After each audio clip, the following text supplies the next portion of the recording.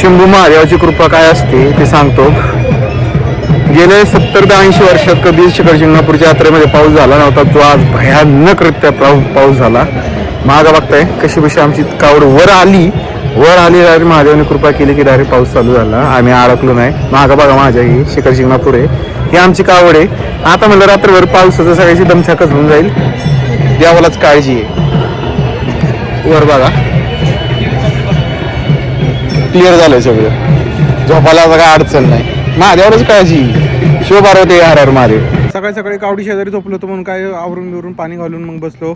मग थोड्या वेळाने नाश्ता करायला बबन शेट सोबत, मग काळा भाई पण होता, मग त्याच्यासोबत गेलो, नाश्ता वगैरे केला. मग थोड्या वेळाने जेवण सुरू झालं. जेवण एकदम क्वालिटी विषय झाला होता. मग जेवल्यानंतर काय मस्त झोप आली होती, काटाळलेलं पण होतं. मग गेलो काळ्यावरती असलं गार वारं सुटलं होतं. पहिल्यांदाच तळं भरलेलं होतं. एकदम ओकेमध्ये गरगरीत विषय आला. थोड्या वेळाने गावातले पण आले बघा, खाली कार्यकर्ते फुल तळं बिळं टाकून फुल झोपले होते. हे दुपारी 12 नंतरचा व्हिडिओ आहे. सगळेच काटाळलेले होते. मस्तपैकी एक झोप मारली. तर माकडं वगैरे यांचा पण ठिकाणा चाललेला होता. नमस्कार. तर आपण शिखर शिंगणापूरमध्ये आता पोहोचलेले आहे. दुसरा दिवस आहे. मानकरी बेलसर कावडीसोबत जी कावड मंडळी जो आहेत, जी बैलगाडा मालक आहेत, त्यांच्याशी आपण संवाद साधणार आहे. तर साधारण बेलसर गावातून किती बैलगाडी निघालेली आहे? 50 गाडी निघालेली आहे. 50 गाडी आलेली आहे बेलसरमध्ये. 50 गाडी आली. 50 गाडी आल्याच्यानंतर साधारण एका गाडीला म्हणजे एका बैलाची किंमत काय असावी? एका बैलाची किंमत 70 ते 80 हजार रुपयेपर्यंत आहे. जोडीचे 1 ते 1.5 लाख रुपये एका जोडीला पैसे जाते. आता गाड्या किती आहेत? आत्ता गाड्या 50 आहेत. आत्ता गाड्या 50 आहेत. 50 गाड्या आहेत. 70-80 हजार म्हणजे जवळजवळ नाही म्हणलं तरी 40 लाखाची उलाढाल झाली म्हणायचं बेलसर गावात. हो. 40 लाखाची, 1.5 लाखाची जोडी. 1.5 लाखाची जोडी. अशा 50 बैलगाड्या. अशा 50 बैलगाडी म्हणजे जवळजवळ 50 लाखाच्या प्लस गेलेलं आहे म्हणायचं. 70-80 लाखाची उलाढाल. 70-80 लाख एकट्या बेलसर गावाची. गावची बैलांसाठी. आणि दरवर्षी किती असते? दरवर्षी पण असते 50-55 गाडी. हा आकडा वाढतच चाललाय. आकडा वाढतच चाललेला आहे. तर आपण बघताय की आता दरवर्षी 70 ते 80 लाखाची उलाढाल ही फक्त खास 10 दिवसासाठी होत असते. जवळजवळ 50 गाड्या. आणि ह्याच्यासोबत मला दिसलं की तरुणांची संख्या पण वाढत चाललेली आहे. आणि म्हातारी माणसं, जुनी माणसं पण खूप आहेत. ज्या जुन्या गाड्या येत आहेत त्यांच्यासाठी तुम्हाला काय सांगणे की आता नवीन नवीन जी लोक गाडी घेऊन येतात ते नवीन पोरं, ही परंपरा अशीच पुढे चालत राहावं, अशी चालत राहिली पाहिजे. अशी अजून यात्रेमध्ये काय बदल व्हायला पाहिजे जनावरांच्या दृष्टीने? नाही, जनावरांच्या दृष्टीने रोड बीड व्यवस्थित आहे, सगळं काय अडचण नाही. आता तुम्हाला यंदा या यात्रेत काय त्रास? काहीच नाही. काल जो पाऊस झाला, आता म्हातारा मंडळांकडे देऊ, तर काल जो त्रास झाला, पाऊस झाला, तुम्ही आतापर्यंत जी यात्रा करत आलेला आहे त्यात काल झालेला पाऊस पहिल्यांदाच झाला की यापूर्वी असं झालेलं आहे? कालचा जे पाऊस झाला हा 72 सालापासून झालेलाच नाही. कालच पहिला पाऊस झालेला आहे. पहिल्यांदाच झाला. 72 सालापासून मी येतो तेपासून आत्तापर्यंत पाऊस असा उन्हाळे यात्रे झालेलाच नाही. पहिल्यांदाच झाला. हा पहिलाच पाऊस एवढा. नंतर यात्रेनंतर दुसऱ्या दिवशी व्हायचा, तिसऱ्या दिवसाने व्हायचा, पण पहिलाच पाऊस इथं यात्रेशी झालेला पाऊस. तुम्ही किती वर्ष झाले आता? 45 दिवस झाले. 45 वर्ष झाले आता. काय बदल झाला यात्रेत? यात्रेत लय बदल झाला. पूर्वीची माणसं 3 गाड्या 4 गाड्या असायच्या, पायी जायचं, पायी यायचं, सगळे म्हणजे म्हातारी माणसं होती तरी पण चालत जायचं, चालत यायचं. पहिली जेवण नसायची. अशी जेवणाची सोय नव्हती, पाण्याची सोय नव्हती.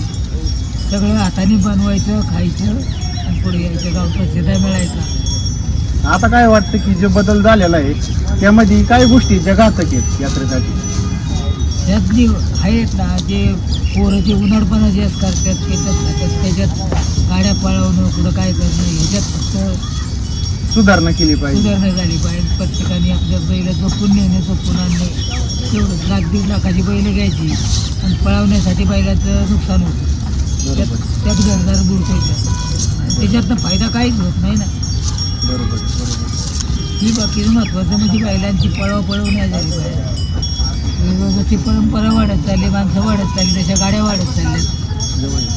पण गाड्या वाढून पळवापळी नाही झाली ना. मग व्यवस्थित यंदा कसं 4 गाड्या आल्या, कोणाची बैल लागली नाहीत, माघारी गेले नाहीत आले नाहीत अशी पद्धतीने गेले आले दर्शन तर सगळ्यात चांगलंच आहे.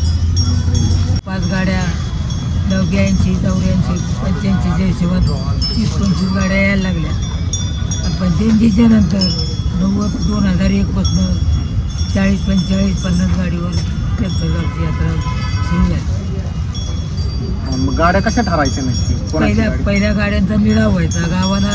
गाव त्या गाड्यावाल्यांना पैसे द्यायचे 100, 200, 300 रुपये पिंडीसाठी आणि मग ते शेतकरी गाडी घेऊन येत होते. आता गावाला पैसे देतात हे गाडीवान आणि गाडीची आम्हाला गाडी पाहिजे म्हणून सगळा खर्च आम्ही करतो.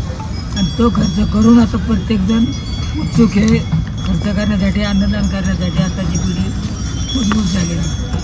पूर्वीची गाड्या आता 3 बैलगाड्या असायच्या. एक कावडीची, एक तुझ्याची, एक गावकऱ्याची होती सरपंचाची. किती झाली? ते 80 सालापर्यंत असेच होते. 80 सालाच्या नंतर 3-4 गाड्या. तर बैलांना काय समस्या असते नक्की? आता उन्हाळ्याचे दिवस आहे, उन्हाळ्यामध्ये बैल येत असतात. नक्की बैलगाडीवाल्यांना बैलांना काय काय त्रास होत असतो? असतील ना त्यामुळे त्रास होतो. थोडा त्रास होतो. तापते थोडं काय वाटते. मग त्याच्यासाठी काय उपाययोजना काय असतात तुमची? डॉक्टर लोक आहेत ना तुम्ही सोबत सोबत असतात आहे. सगळी टीम तुमची सोबत असते?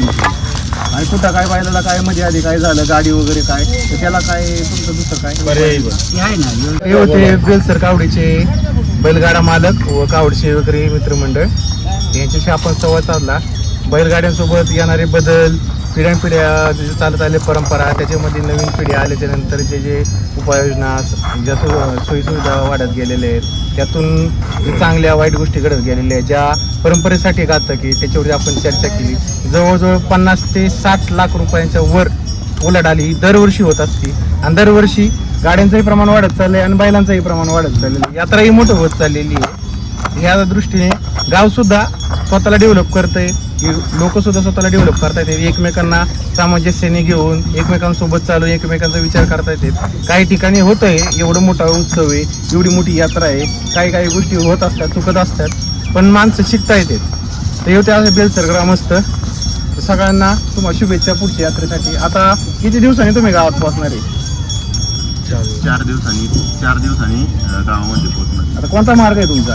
आता जाताना शिंगणापूर आंध्रोट, निंबळट, फलटणवरनं जिंतीवरनं वडगाव गादाडी वस्ती, कोराळे, बेलसर, जेजुरी, बेलसर.